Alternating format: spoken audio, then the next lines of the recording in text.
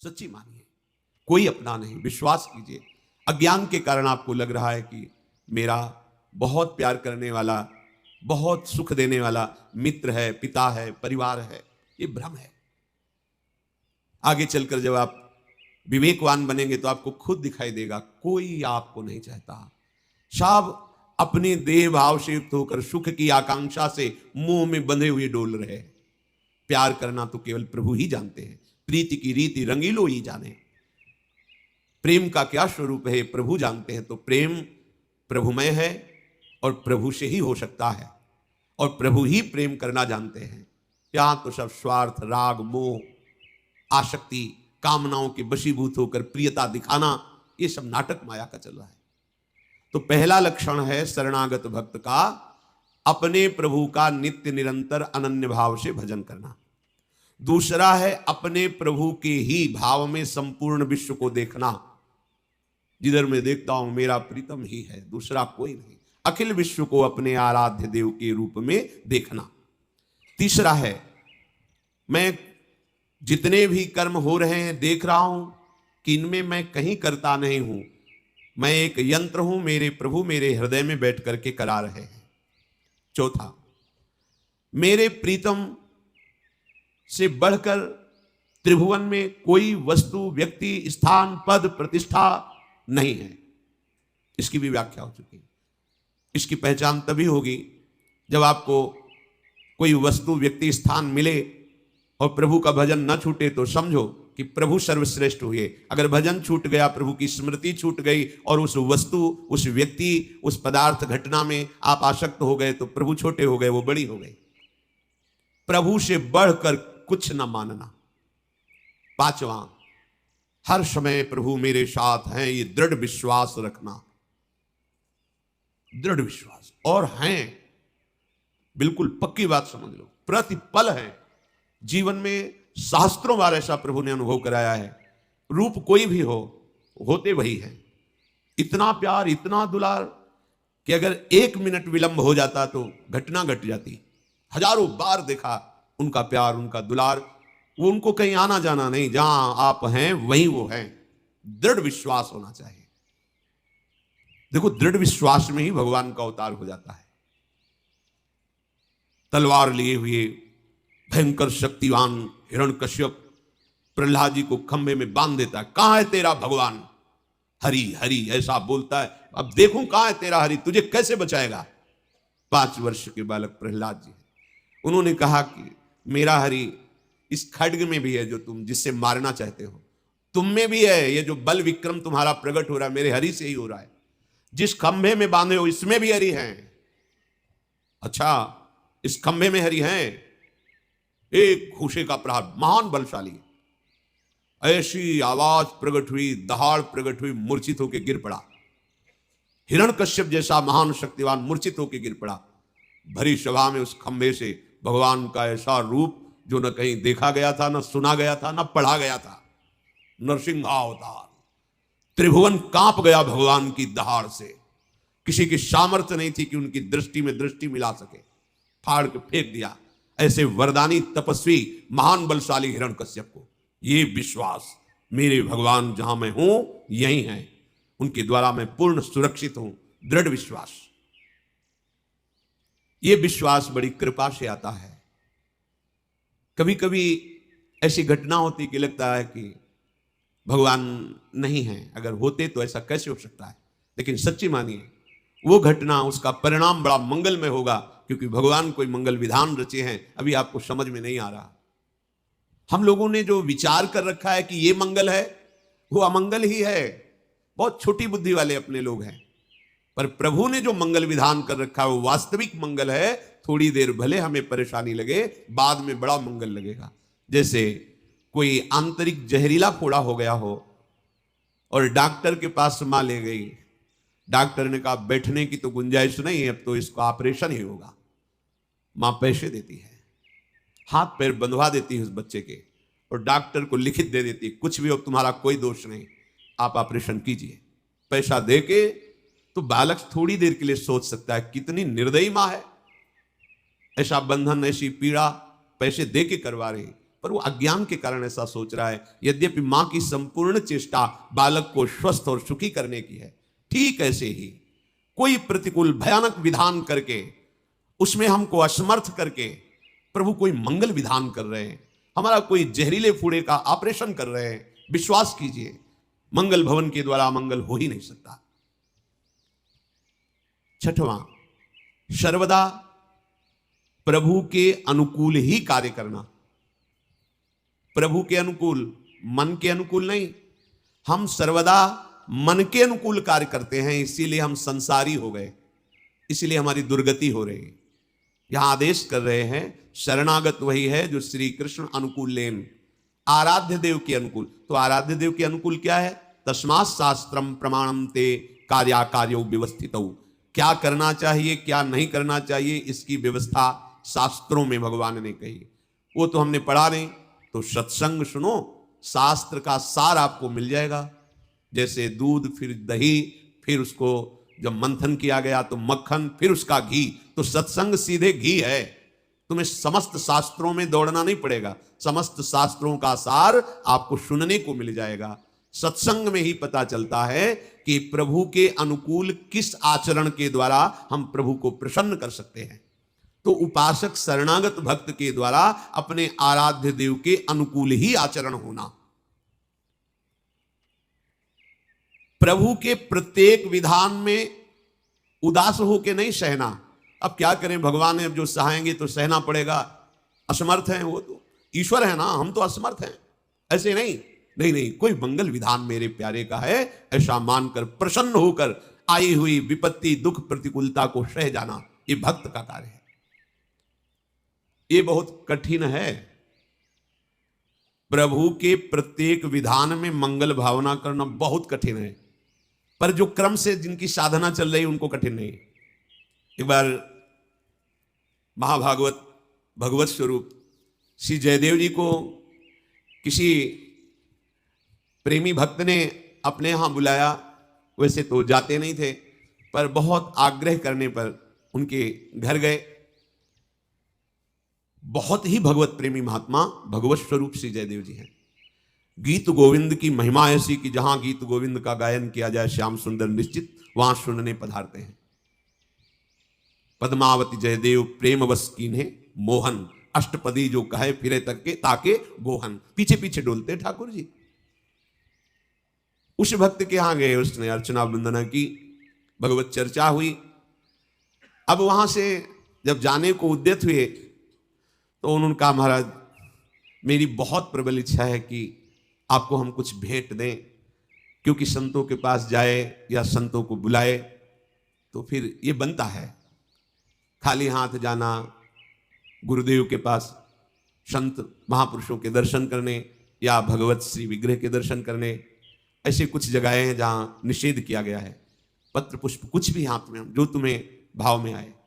उपनिषद तत्वदर्शी महापुरुषों ब्रह्म ऋषियों के पास जब उनके शिष्यजन जाते तो अकिंचन बलकल की लगोटी लगाने वाले तो क्या ले जाते? दुर्वांकुर, तुलसी दल, वन के पुष्प ले जाके चरणों में रखते। निषेध किया गया है। गुरुजनों के पास, संतों के पास ऐसे खाली हाथ नहीं। यदि सदगृहस्थ है या विरक्त है तो विरक्त है तो दुर्वांकुर है, पत्र है, पुष्प है, उनके चरणों में अर्पित कर। गृहस्थ है कुछ तो महाराज मेरी इच्छा है, वो नहीं नहीं मुझे आवश्यकता, प्रभु आपको आवश्यकता नहीं पर मेरी इच्छा है।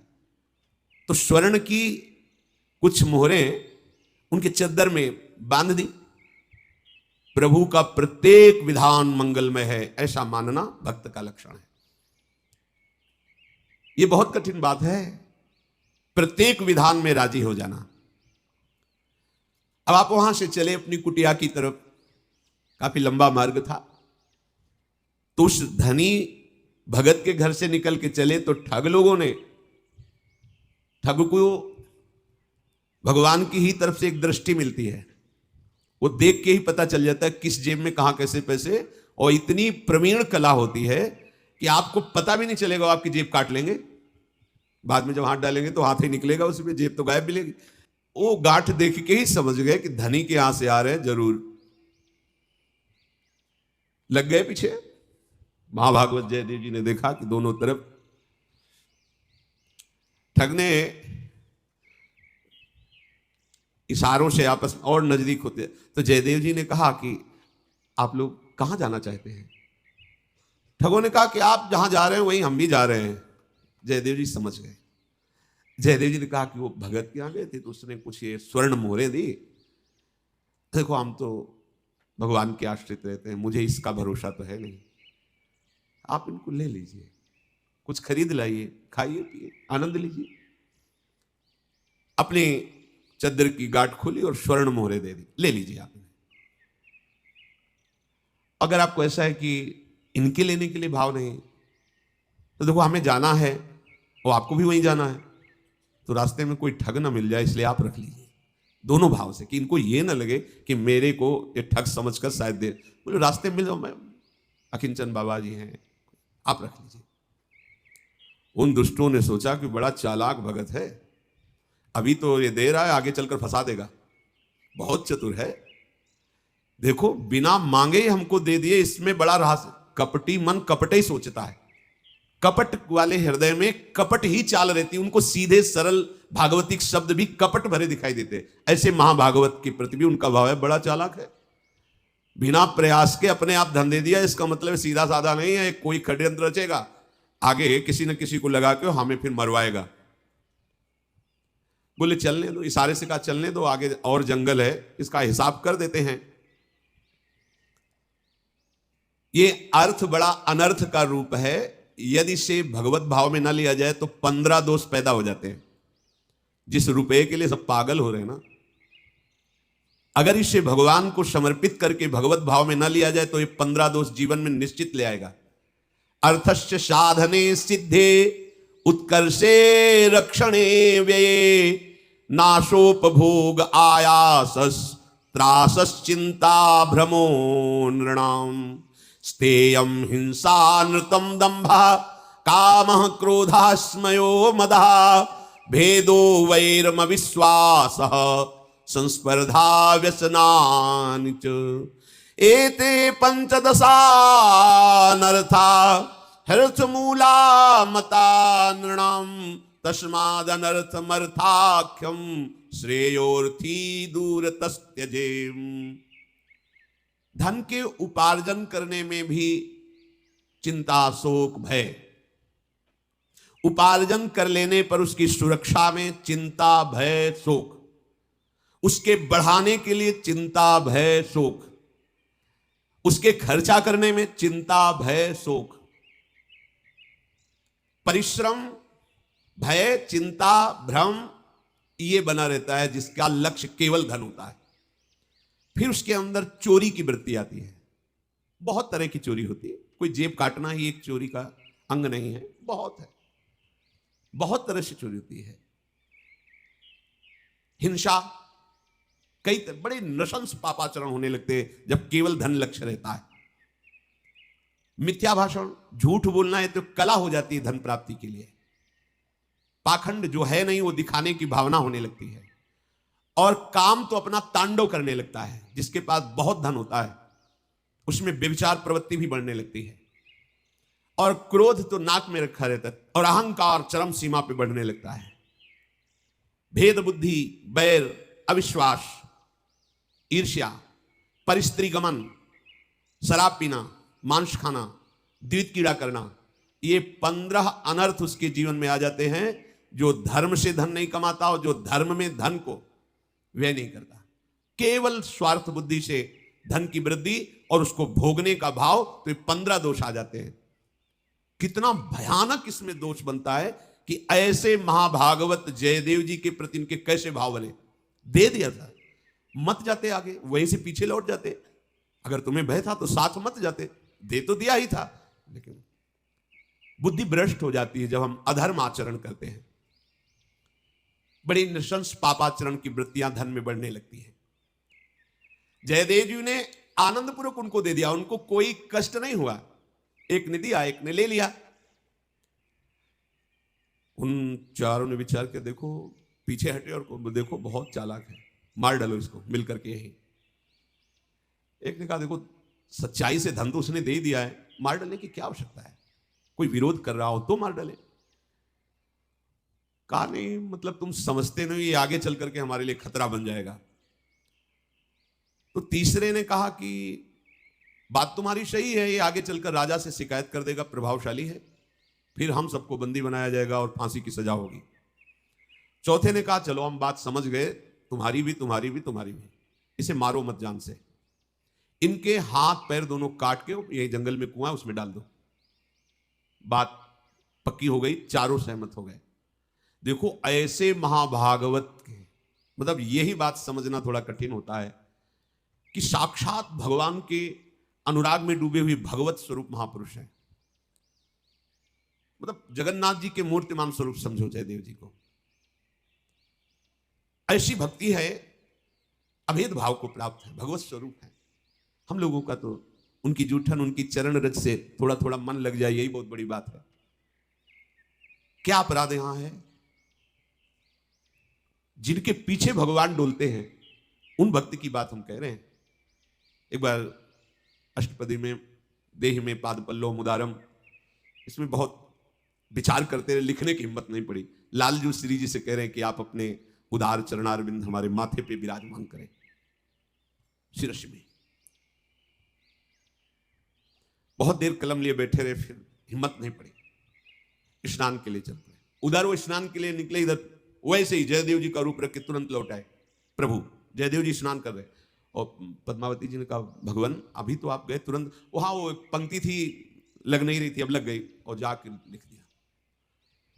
काफी देर बाद जयदेव जी स्नान करके आए, तो पद्मावती जी ने कहा अभी आप गए थे, आए फिर आए?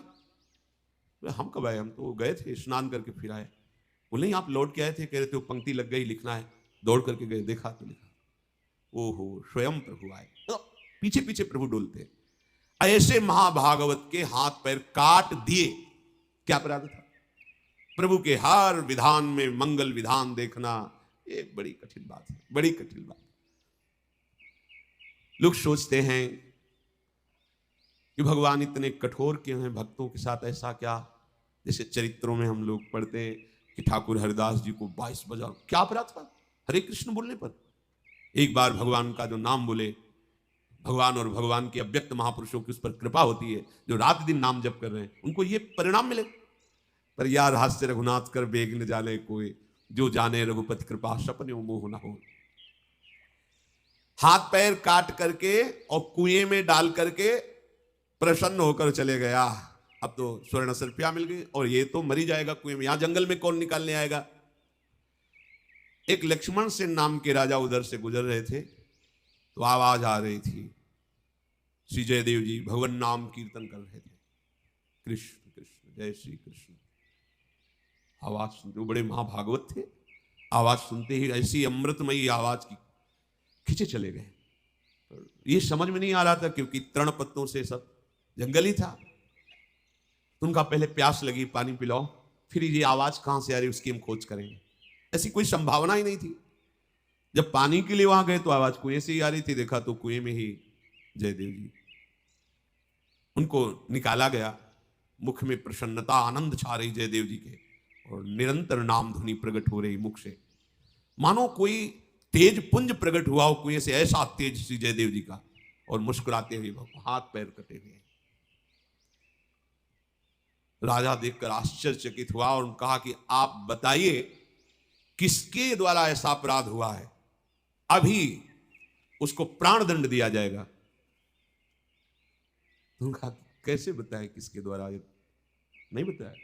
अगर बता देते तो राजा हैं, उनके गुप्तचर हैं, खोज करते कौन से लोग इनके साथ देखे गए, क्या अपना विधान करते। जैसे कलयुग जब डंडे और लातों से मार रहा था धर्म को, बैल रूप में थे, तो परीक्षित जी ने पूछा कौन तुम्हें दंड दे रहा है?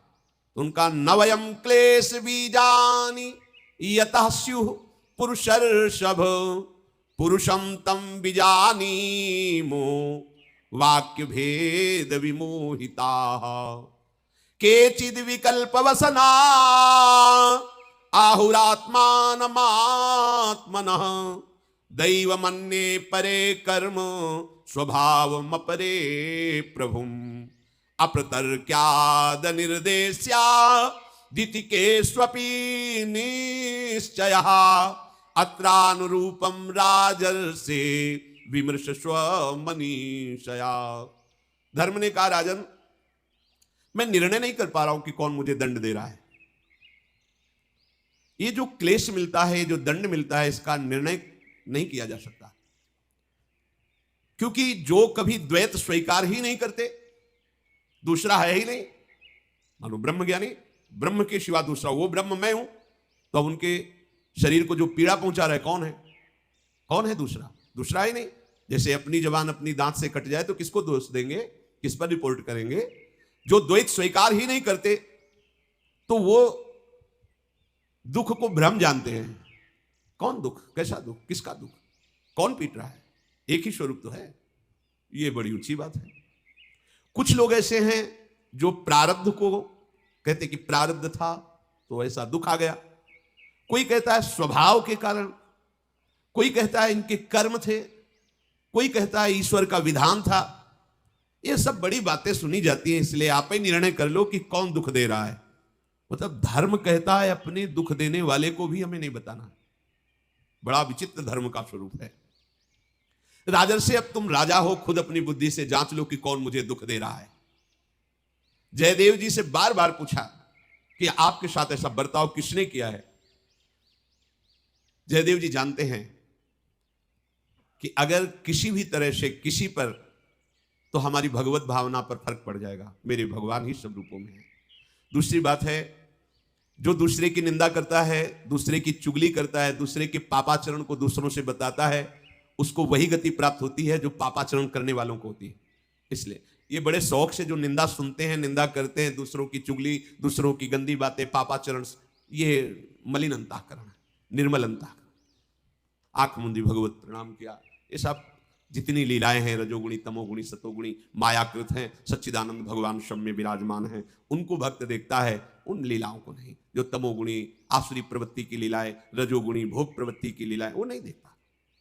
जयदेव जी ने कहा, अपने दुख का कारण तो हम बता ही नहीं सकते कि कौन और कैसा दुख। ये है महाभागवतों की बात। वही राजा बादशाह जब ठाकुर हरिदास जी के समीप गंगा में जो फेंक दिए गए थे, किनारे लगे, फिर वहां तो जब सुना तो गए चरणों में प्रणाम, मैं आपकी महिमा नहीं जानूं। बोले नहीं, कोई दुख नहीं।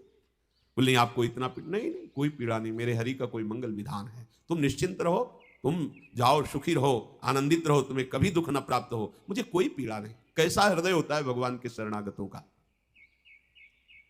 ये गोविंद का लीला विलास है। जयदेव जी ने कहा, जयदेव जी के इस भाव को देखकर राजा बिक गया कि अपने दंड देने वाले को भी दंड देने की इच्छा नहीं है। ये तो महाभागवतों में होती, किसी दूसरों में नहीं होती। साष्टांग प्रणाम किया और कहा, महाराज यदि आप कृपा करें तो मैं आपको अपने राजमहल में ले चलना चाहता हूं, आप आदेश कीजिए और वहां कुछ दिन आप सेवा स्वीकार कीजिए। मेरा बड़ा सौभाग्य होगा यदि आप हां कहेंगे। ये भी भगवान का विधान, जैसी जगन्नाथ जी की इच्छा। राजा ने पालकी में बिठा करके भगवान नाम कीर्तन करते हुए जयदेव जी को महल में ले गए और उनके जो हाथ पैर के घाव थे, राजवैद्यों के द्वारा औषधियों का लेप करके ठीक कराया गया। वो घाव भरे। श्री जयदेव जी से प्रार्थना की कि प्रभु, पहले तो ऐसा नहीं था, पर आपके दर्शन से और आपके वचनों से मेरे हृदय में एक बात जागृत हुई कि मैं भगवान को कैसे देख पाऊंगा। राजा हूं, राजवैभव सब है, भगवान तो अकिंचन प्रेमी जनों से मिलते हैं। यह है संत का चमत्कार। आपको भगवत भजन की भावना जागृत हो जाए, गंदे आचरण त्यागने का मन होने लगे, तो जान लो कि संत का चमत्कार हो गया है। संत का चमत्कार है, बाहरी छूछा नहीं। हृदय का परिवर्तन कर देना, विषयी हृदय को वैरागी बना देना, जगत में आसक्त चित्त को भगवत आसक्त कर देना, यह दुर्लभ बात संतों के संग से होती है। संतों का संग मिला मानो आवागमन चक्र से, अब हमारा छुटकारा हो जाएगा। बड़े भाग पाई सत्संगा, बिना प्रयास होई भवभंगा। प्रभु मुझे वो उपाय बताओ जिससे भगवान का साक्षात दर्शन हो जाए। तो उन्होंने कहा कि राजन, वैसे तो अनेकों साधनों का शास्त्र में वर्णन है, पर सहज और बहुत जल्दी भगवत साक्षात्कार करने का एकमात्र उपाय है भगवान के प्रेमी भक्तों और संतों की सेवा की जाए। इससे बहुत जल्दी भगवान प्राप्त क्या हो जाते हैं? भगवान बिक जाते हैं। संतों की सेवा से भगवान बिक जाते हैं। राजन, यदि अनेक प्रकार के मेवा मिष्ठान और संतों की सुख सामग्रियों से उनकी पूजा की जाए, उनको बुलाया जाए, उनका चरणामृत उतारा जाए, उनको भोग पवाया जाए, उनके चरणों में बैठकर उनके श्रीमुख से भगवत चर्चा सुनी जाए, तो निश्चित भगवान का साक्षात्कार हो जाए। और इसके एक नहीं, बहुत से इतिहास में उदाहरण बड़े हुए हैं। संतों का आगमन और संतों का भगवत जस गाना, उन्हीं के बीच में भगवान विराजमान। मद भक्ता यत्र गायंती तत्र तिष्ठामि नारद, जहां मेरे भक्त एक साथ नाम कीर्तन करते हैं, मेरी चर्चा करते हैं, वहां। और भगवान को साक्षात भोग लगाने का उपाय संत जन ही है। भगवान को अगर प्रगट में पवाना है तो संतों के मुख से भगवान पाते हैं।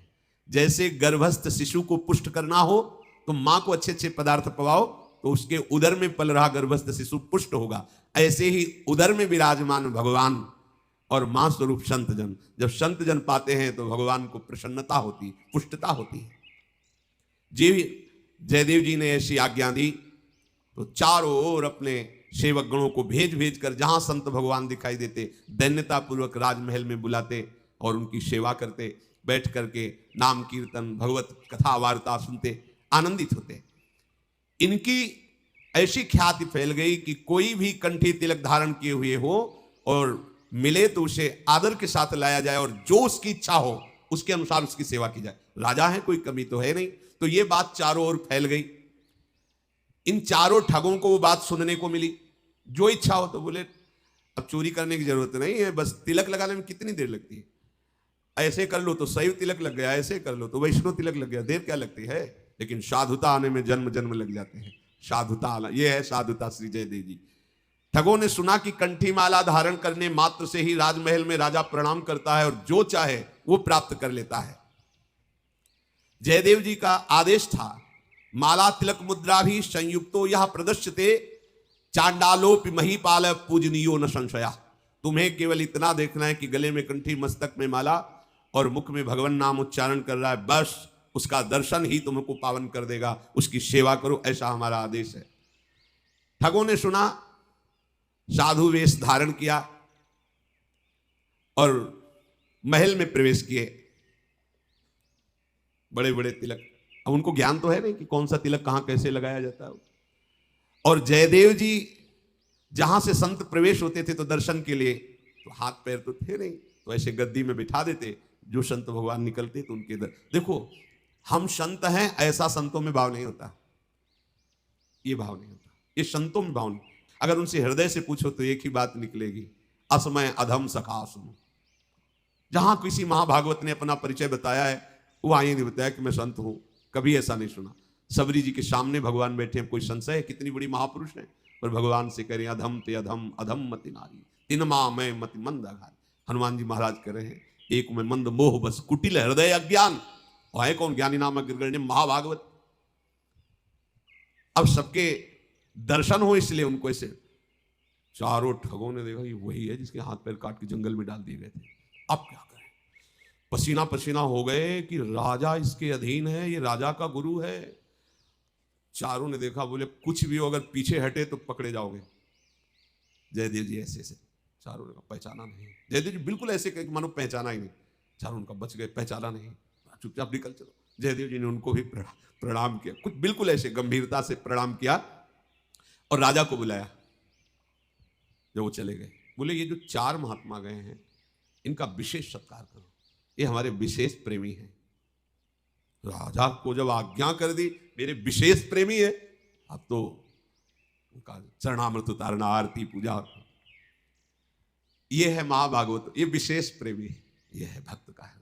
करत जे अनुशहन निंदक तिनहु पे अनुग्रह कियो, ये केवल भक्त में होता है, ये बनावटी में नहीं हो सकता, ये केवल भक्त हृदय से ही होता है। उमा संत कहे यही बड़ाई। संत सामने लिख लेना बहुत सरल है, दो शब्द, संत प्रवर, अंतरराष्ट्रीय संत या संत, लिखना बहुत सहज है, लेकिन हृदय में साधुता आ जाना। गोस्वामी जी मांग रहे हैं प्रभु से, कबहू कहो यह रहन रहूंगो श्री रघुनाथ कृपालु कृपाते। साधु स्वभाव, साधु स्वभाव भगवान को अधीन कर लेता है। देखो ये मनुष्यकृत बुद्धि हो ही नहीं सकती। राजा को बुला के कहा विशेष सत्कार, क्योंकि ये मेरे बड़े प्रिय और पूर्व परिचित संत हैं, हम जानते हैं, पूर्व परिचित है, बड़े प्रेमी हैं, और हाथ पैर यही काट के डाल गए थे कुएं में। जे ही जयदेव जी ने ऐसी आज्ञा की, बड़ा स्वागत किया। राजा स्वागत कर रहा है और चारों कह रहे समझो बकरे को जब बलि दी जाती है तो पूजल भी किया जाता है, अच्छा खवाया जाता है, खा लो। सबसे ज्यादा राजा की दृष्टि आप पे ही है, तो ये ना समझो तुम्हारा पूजन हो रहा है, बलि के लिए भी तैयार रहना, क्योंकि वो जिसके हाथ पैर काटे थे उसने बुला के कुछ कहा है। कपटी तो कपट ही सोचता है ना। राजा औरों को तो जाने दिया, जो खा पी के जल्दी जाने को हुए तो उनका नहीं महाराज, आप तो हमारे गुरु जी के विशेष प्रेमी, आपको तो रुकना ही पड़ेगा, आपके हाथ जोड़ते हैं, आपके पैर पड़ते हैं, आज तो आपको नहीं जाने। बोले समझ लो, मतलब अब तो पक्का, मतलब जो दुष्ट स्वभाव होता है वो दुष्टता नहीं छोड़ता है। उन्होंने कहा नहीं महाराज, यदि आप रोकेंगे तो हमारी दिनचर्या बिगड़ जाएगी, हमारा नियम है साधना का। बड़े प्रवीण होते ठग लोग भी, बड़े प्रवीण होते हैं, हमारा नियम बिगड़ जाए, हमारा नियम। अब संतों के नियम तो होते ही है। तो उनका हाँ महाराज, फिर आप कोई आज्ञा कीजिए, आप में विशेष श्रद्धा दिखाई दे रही है इसलिए कह रहा हूं, दूसरों से तो कहता नहीं। कहा कि महाराज हमारे यहाँ बहुत बड़ा आश्रम है, साधु सेवा चलती है, यदि आप कुछ धन दे दे, वैसे हम किसी से मांगते नहीं, पर आपकी श्रद्धा देख के कह रहे। राजा ने कहा धन, सेवकों को कहा खजाना खोल दो, ये हमारे गुरु जी के विशेष। अब उठा गए, उनको भोजन तो मिल ही गया, सब कुछ हो गया, उन्होंने सोचा ऐसा धन मिल जाए जब इतना श्रद्धा दिखा रहा है, अब ठगाई छोटे छोटे पैसों के लिए क्या करना है, यहीं से ले जाए। राजा ने कहा इनको खजाने में ले जाओ और जितना ये बांध पावे, जितना ले जाएं ले जाने। राजा ने अनेक वस्त्र आभूषण ये सब दिए ही, और उनको खजाने, वो खजाने में जाके बाहरी चद्दर फैला के। तो जो सेवक जन वो सोच रहे ऐसे संत नहीं होते, संत जन ऐसे नहीं होते जैसा इनका व्यवहार दिखाई, क्योंकि संतों का और संत वेशधारियों का अलग ही आचरण होता है। थोड़ी देर दिखावा होगा, पर आप गौर से देखोगे तो जमीन आसमान का अंतर होगा, जैसे पीतल और स्वर्ण।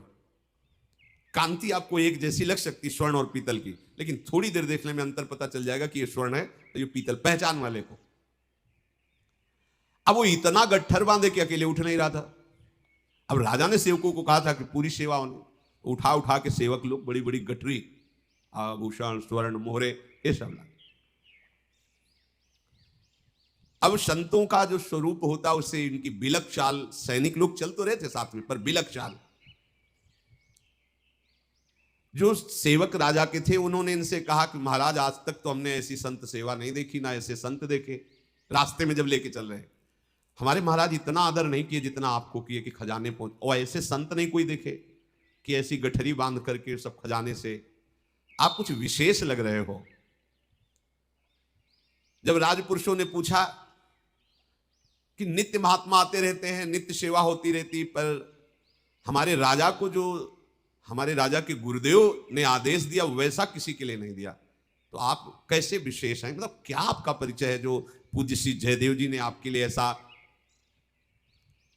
उन्होंने कहा कि देखो बताना नहीं किसी से, अब कोई खा पी रहा है, जी रहा है, काहे को बाधा डालोगे। अगर हम तुम्हारे गुरुजी की बात बता देना राजा के, तो अभी उनको डंडा मार के बाहर निकाल दिया जाएगा, इसलिए वो हमारा विशेष आदर करवा रहे हैं। मैं उनकी गुप्त बात जानता हूं। अरे ठग लोग, मतलब ये दुष्ट लोग कैसे, इनकी दिमाग में भगवान ने कितनी बुद्धि दी है कि बड़े बड़े प्रभावित हो जाएं, बड़े बड़े प्रभावित हो जाएं। बोले नहीं आप कुछ तो बताइए। बोले किसी से कहना नहीं, तुम्हारे जो राजा के गुरु है ना, एक राजा क्या नौकरी करते थे, और वहां जो इन्होंने गद्दारी और बेईमानी की ना, राजा ने इन्हें मार डालने की आज्ञा दी, परंतु हम ही साधु स्वभाव के फिर सलाह दी कि जान से तो मत मारो, हाथ पैर। तो इनके हमारे कारण इनकी जान बची और हाथ पैर कटवा दिए। अब ये वो अपने मन में उपकार रखते हैं मेरा, इसलिए उन्होंने इस राजा से हमारा सत्कार करवाया और इतनी सेवा करवाई कि कहीं हमारी पोल ना खुल जाए। देखो दुष्टों की चाल और इनकी प्लानिंगें ऐसी होती है कि आदमी विश्वास भी कर ले, मतलब इनमें भी भगवान की एक विशेष शक्ति होती है। हमने देखा है ठग कपटी चालबाज लोग ऐसी चाल कि बड़े बड़े लगता है, नहीं बिल्कुल ठीक बात है, बिल्कुल सही बात कह रहे हैं, ऐसा लगेगा बिल्कुल सही, और बिल्कुल 100 में 100% झूठी। ये जो हमारा विशेष सत्कार हुआ ना, वो इसीलिए करवाया कि इनकी बात खुल न जाए। अब भगवान को सहन नहीं हुआ। अभी तक तो भगवान सहन करते रहे, अब भगवान को सहन नहीं हुआ। दुष्टता की हद हो गई, ये हद हो गई। इतने बड़े महान साधु के प्रति ऐसा फिर लांछन, बिना किसी अपराध के इन दुष्टों ने हाथ पे, इनको तो बहुत सजा मिलनी चाहिए, पर वो साधु स्वभाव से इन पर कृपा की तो और आरोप लगा दिया। फटी गई भूमि सब ठगवे समाई गए, भय चकित दौरी स्वामी जू पे आए हैं। कही जीती बात सुनी गात गात कांप उठे, हाथ पांव मीड़े भय ज्यों के त्यों सुहाए हैं। अचरज दो नृप पास जा प्रकाश किए जिए, एक सुनी आए वाही ठोर धाए हैं। पूछे बार बार शीश पायन पे धारी रहे, कहिए उघारी कैसे मेरे मन भाए हैं। उन दुष्टों ने जो साधु वेश धारण किए हुए थे, इस प्रकार जे भी झूठ बोले ते भी जाओ थे, वहीं की भूमि फट गई और क्षमा गए। जो राजपुरुष थे वहीं थे, पर वो सुरक्षित है, वो दुष्ट उसी में। बड़ा आश्चर्यचकित हुआ और बड़ा अंदर की ये क्या हो गया, ये साधु वेशधारी चार लोग कैसे समा गए भूमि पे। देखो, एक सीमा है। अगर संत के हृदय में क्षोभ हो जाए तो तत्काल तुम नष्ट हो जाओगे। अगर वो क्षमा कर रहे हैं तो भी एक सीमा है। उमा क्षमा साप होते भारी, अपने कर्म। अगर आपने गलती की, वो क्षमा कर दी, अब अगली गलती मत करना। अगर अगली गलती कर दी तो पीछे वाला हिसाब जोड़ के पिया, ऐसा हिसाब आएगा। साधु यदि डांट दे, गाली दे दे, तुम्हें दंड दे दे तो नाच पड़ना, अब तुम्हें कोई दंड नहीं दे सकता, भारी से भारी अपराध पर भी। और यदि वो मौन हो जाए तो भयभीत हो जाना, क्योंकि अब जो हिसाब होगा तुम उसको निर्वाह नहीं कर पाओगे। गंगा जी में नाव में बहुत लोग बैठे थे, और वो जो संगीन वाली बंदूक होती है ना, जिसमें चाकू होती है, ऐसे जंजीर पड़ी, तो वो राज कर्मचारी लिए हुए 3-4 उस पर चढ़े। एक संत बैठे हुए थे, उनके शिष्य भी बैठे हुए थे, और लांग बूट पहने हुए साइड में हो। और वो इतनी ठसाठस भरी हुई थी कि साइड ने तो जूते की ठोकर मारी, साइड हो ऐसे। वो बार बार कोशिश करते पर जगह नहीं थी। आगे गुरुदेव बैठे थे, उनको धक्का ना लगने पावे, एक चाटा मारा, खींचे आगे। क्योंकि संत के प्रति कोई संत ही भाव रख सकता है, या सात्विक जन भाव रख सकते हैं, क्योंकि भिक्षुक वेश ऐसे। तो क्या, अब जो पदाधिकार के अभिमान में, उसको संत क्या समझ में आए। लेकिन उनको ये पता नहीं है कि अनंत ब्रह्मांडों के स्वामी का दासत्व लिए हुए जो बैठे, तो अगर इनका अपराध बन गया तो राम रोष पावक सो जरई। पूरी गंगा जी में पार होते होते 3-4 बार उन्होंने थप्पड़ मारे इनके। गुरु जी से देख के शांत रहते। बहुत कृपा होती संतों के हृदय में भगवान की, वो हर समय अपने भगवान का विधान समझते रहते हैं। अब नाव जब पार हुई तो किनारे की तरफ पानी कम था, वहां नाव नहीं जा सकती थी, 8-10 कदम। तो लोग मंझा के जा रहे थे। वो संगीन को, वो जो बंदूक ऐसे ऐसे करके ऐसे छलांग लगाई, जिन्होंने बार बार जूते की ठोकर और थप्पड़ मारी थी। अब इतना ज्ञान नहीं कि बालू में वो धस जाएगी, वो धसी और बूट फिसला और सीधे ऐसे वो चाकू लगी थी ऊपर, उन्हीं के गले में ऐसे गिरे। गुरु जी खड़े हुए 3-4 थप्पड़ अपने शिष्य के मारे, और कहा अगर कुछ भी कटु भाषण बोल देता तो बच जाता। तुम कुछ बोले नहीं, तत्काल साधु अवज्ञा तुरंत भवानी। अगर किसी साधु को तुम मार रहे हो, पीट रहे हो, गाली दे रहे हो, चुप होए, तो आप निश्चित समझ लो बहुत जल्दी हिसाब होने वाला है आपका, बहुत जल्दी पतन हो जाएगा, बहुत जल्दी कोई ना कोई विघ्न आ जाएगा। अगर वो कहीं कटुवचन बोल दे या कुछ ऐसे दंड दे दे, क्षमा हो गया। जयदेव जी ने एक कटुवचन भी नहीं कहा, पर अपराध पे अपराध करते गए, भूमि फट गई, नरक को प्राप्त हुआ। भारी कष्ट मिलता संत द्रोही को, और गुरु द्रोही के लिए तो नरक में भी, जैसे कहते हैं ना, नरक में भी ठौर नहीं, नरक में भी ठौर बहुत घृणित। जैसे जेल में कोई जाता है ना तो पूछता है, हाँ ये आजीवन कारावास के क्या करके आए, बोले बेटी के साथ बलात्कार, पत्नी की हत्या। वैसे घृणित भाव से देखते हैं वहां के कैदी भी, उसकी अच्छी धुलाई करते रहते हैं। वहां कैदियों के बीच में कभी उसको आदर नहीं मिलता, इतने निकृष्ट आचरण वाला। ऐसे ही गुरुद्रोही संत द्रोही को नरक में भी ठौर नहीं मिलता। पर ये लोग जो भगवान की माया से ठगे गए हैं, साधारण समझ करके संतों की निंदा, संतों की अवहेलना, और उसका कारण होता है कि वास्तविक साधुता जिनके हृदय में नहीं, साधुता का वेश धारण करके ऐसे आचरण करते हैं जिनसे लोगों को लगता है संत ऐसे ही होते हैं। संत अपने प्राण दे सकते हैं, लेकिन भगवान की आज्ञा के विरुद्ध नहीं चल सकते, बात समझ लेना।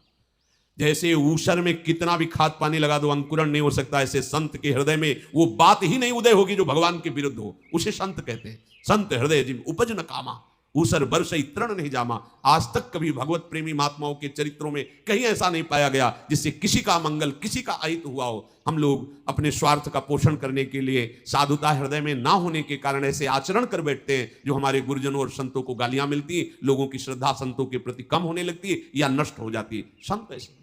भगवान का साक्षात स्वभाव देखना है तो संतों में देखो। उनके स्वामी का पूरा स्वभाव अवतरित होता है संतों के हृदय में। जिन्होंने मारा, जिन्होंने गालियां दी, उनको परम पद प्रदान कर दिया, ये संतों का स्वभाव। उमा संत कही है बड़ा, यही संत की बड़ाई। वो लात मार रहे हैं, बोले राम भजे हितनाथ तुम्हारा मंगल हो जाएगा यदि प्रभु का भजन करोगे। श्री जयदेव जी के पास वो भागते हुए गए और कहा, स्वामी जी वो जो 4 संत जिनको आप बहुत प्रेमी कह रहे थे, वो ऐसा ऐसा बोल रहे थे, उसी समय धरती फटी और वो उसमें समा गए। राजा भी उसी समय जयदेव जी के पास, जयदेव जी को बड़ा दुख, नहीं भगवान नहीं भगवान ऐसे। अब उनके हाथ तो कटे हुए थे, जैसे जैसे ऐसे किए, नवीन हाथ और नवीन पैर, स्वस्थ एकदम तेजो में। और वो कह रहे थे नहीं भगवान ऐसा नहीं, उनको क्षमा करो, आप उनको दंड मत दो, प्रभु आप क्षमा करो।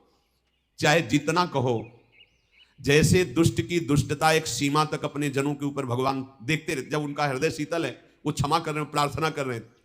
अगर आप बढ़ते चले गए, आपको लगा कि हमने निंदा की, हमने अपमान किया, हमारा कुछ नहीं हुआ, आप ऐसा ना समझो, ऐसा ना समझो। सैकड़ों बार वो प्रभु से प्रार्थना, नहीं प्रभु बिल्कुल नहीं, हे करुणा निधान, आपका ही बनाया हुआ विधान, नाथ यदि आप चाहो तो उसकी बुद्धि शुद्ध करके अपना परम पद दे सकते हो। प्रभु वो दंड का अधिकारी नहीं, आपकी माया से भ्रमित, तो प्रभु भी शांत रहते।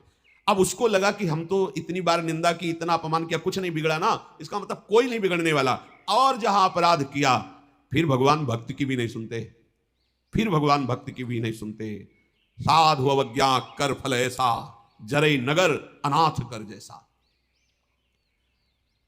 जब राजा ने देखा कि इनके सुंदर सुंदर कर कमल और चरण कमल प्रकट हो गए, तब उन्होंने कहा, प्रभु कोई तो गुप्त बात है, आप कृपा करके बताओ, अभी तक छुपाते रहे, क्या बात है? आप इतने दुखी हुए उनके लिए, आप उनके लिए आज्ञा की विशेष सेवा कीजिए और उनका धरती में फटकर समा जाना और आपके नवीन हाथ और पैर उदय हो जाना, आप कृपा। तो उन्होंने कहा कि आप दोष दर्शन मत करना।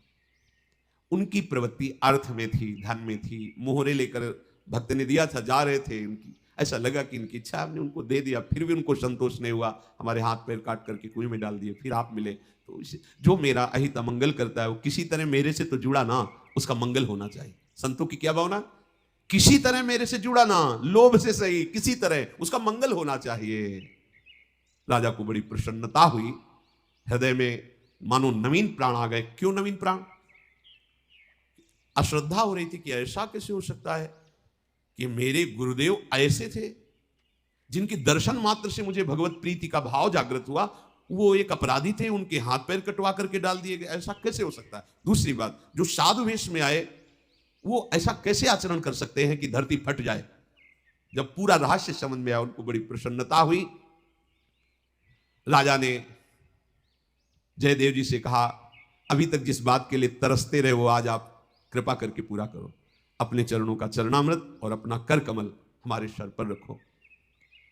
तो प्रभु के हर विधान को जो मंगलमय जानता है, मंगलमय मानता है, वही भगवान का शरणागत है।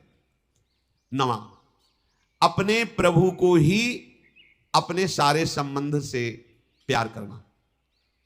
कल चर्चा हुई थी, गृहस्थ जन अपने समस्त संबंधियों में प्रभु को देखे, विरक्त जन अपने सारे संबंध प्रभु में देखें। माता पिता भाई बंधु जो भी अपना भाव है अपने प्रभु से हो, या जो भी अपने सगे संबंधी उनमें प्रभु भाव हो। 10वां, प्रत्येक शुभ कर्म प्रभु की प्रेरणा से हो रहा है। साधना कभी अहम ना करे शरणागत भक्त, जो भी हो रहा है मेरे प्रभु से हो रहा है। प्रभु की कृपा के बिना एक कदम भी परमार्थ में नहीं चला जा सकता। हम इतना करते हैं, हम ऐसा करते हैं, हम वैसा करते हैं, ये व्यर्थ का अभिमान मत करो। अगर गुरु जी की कृपा ना हो तो एक दिन भी भजन साधन नहीं बन सकता है। अगर कृष्णचंद्र जी की कृपा ना हो तो एक बार कृष्ण नहीं बोल सकते, किशोरी जी की कृपा ना हो तो एक बार राधा नहीं बोल सकते, नहीं बोल पा रहे। देखो सृष्टि में कितने हैं, लोक लोकांतर में कितने कितने लोग राधा बोलते हैं, कितने लोग कृष्ण बोलते हैं, जिन पर कृपा है। तो हमारी जो साधना है, हमारी जो दिनचर्या है, हमारा जो भागवतिक उपासना, वो हमारी आराध्य देव की, आचार्य देव की, गुरुदेव की कृपा से है, ऐसा शरणागत भक्त देखता है। 11वां, प्रभु के प्रतिकूल कोई भी कार्य न करना और प्रत्येक प्रतिकूल वस्तु से उदासीन रहना, चाहे वो लौकिक दृष्टि से कितनी ही आवश्यक, उच्च या प्रियतर हो, चाहे जितनी उच्च या प्रियतर हो। जो अपने आराध्य देव को पसंद नहीं, वो भूल कर भी हमें कार्य नहीं करना। देखो, कई बार ऐसा होता है कि मन की प्रेरणा को हम भगवत प्रेरणा मान लेते हैं, लेकिन इसको पहचानना पड़ेगा। जब आप कोई गलत कार्य कर रहे होंगे तो अंदर से एक आवाज आती है, गलत है, मत करो, वो भगवान बोल रहे हैं। जब आप कोई सही कार्य करेंगे तो हृदय शीतल होता और मन में प्रसन्नता का स्फुरना, तो समझो ये भगवत आदेश है और वो शास्त्र सम्मत बात होनी चाहिए। कभी कभी विषय सेवन के उत्साह में ऐसा लगता है हृदय आनंदित हो रहा है, पूरा विषय संयोग बिल्कुल स्वाभाविक बन रहा है, तो हमें लगता है भगवान की ऐसी इच्छा है। नहीं, समझना, हर्ष और आनंद में अंतर है। विषयों के सानिध्य में हर्ष होगा तो परिणाम में तुम्हें शोक भोगना पड़ेगा, और आनंद द्वंद्व रहित है। आनंद का अनुभव तब होता है जब शास्त्र सम्मत आचरण होगा। शास्त्र के विरुद्ध आचरण होगा तो हृदय जलेगा। पाप की पहचान है, जो धर्म विरुद्ध आचरण करने की प्रेरणा मन दे रहा है, उसके विरुद्ध जो अंदर से भाव आ रहा है उसको मानिए। अगर नहीं माने तो वही पापाचरण है। हम लोग सोचते हैं कि भगवान ही ने तो प्रेरणा की, ये मन ही है प्रेरणा करने वाला। भगवान की प्रेरणा को अभी सुनने का तुम्हारा अभ्यास नहीं। आप गौर से देखिए, जब आप कोई गलत कार्य करने चले तो बड़ी धीमी आवाज में आता है, गलत है, नहीं, और आप सहम जाएंगे। एक सेकंड के लिए आप सहम जाएंगे, पर मन का वेग प्रबल, इसलिए कि जो होगा सो देखा जाएगा। आप उसे नकार देते हैं। बस भक्त मन की नहीं सुनता और अभक्त भगवान की नहीं सुनता। जो संसारी भोगा आसक्त जन है वो अंदर भागवतिक प्रेरणा को नकार देते हैं, और जो भक्त जन है वो मन की प्रेरणा को नकार देते हैं और भगवान की आज्ञा के अनुसार चलते हैं।